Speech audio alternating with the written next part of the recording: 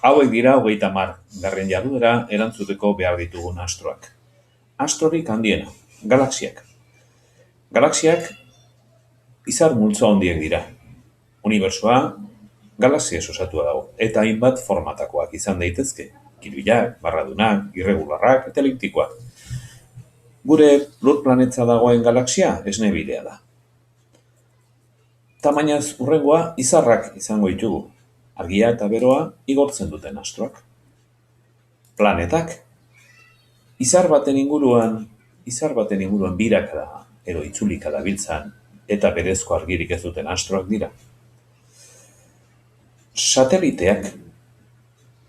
Sateliteak planeten inguruan biraka dabiltzan astroak ditugu.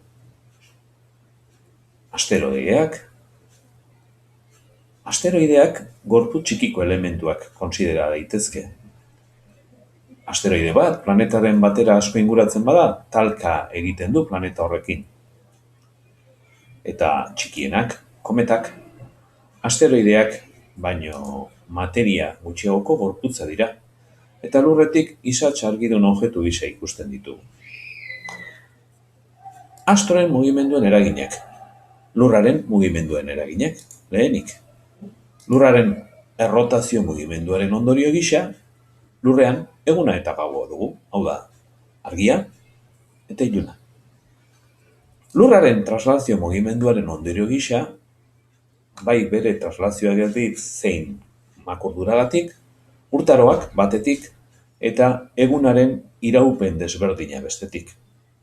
Udan egunak iraupen luzeagoa du eta bero gehiago jasotzen dugu, eta neguan egunak iraupen motzagoa du.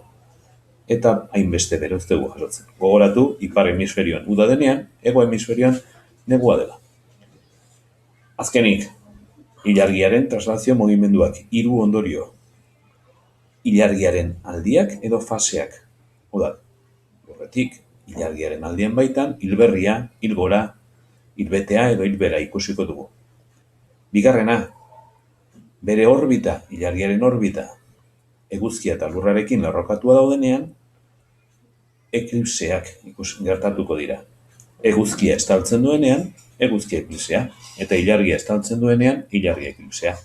Eta bukatzeko, ilargiaren traslazio mugimenduak 3. ondorio bat sortzen du, mareak. Urtean, zenbaitetan, marea biziak ala hilak izan daitezkela. Hauxe da dena.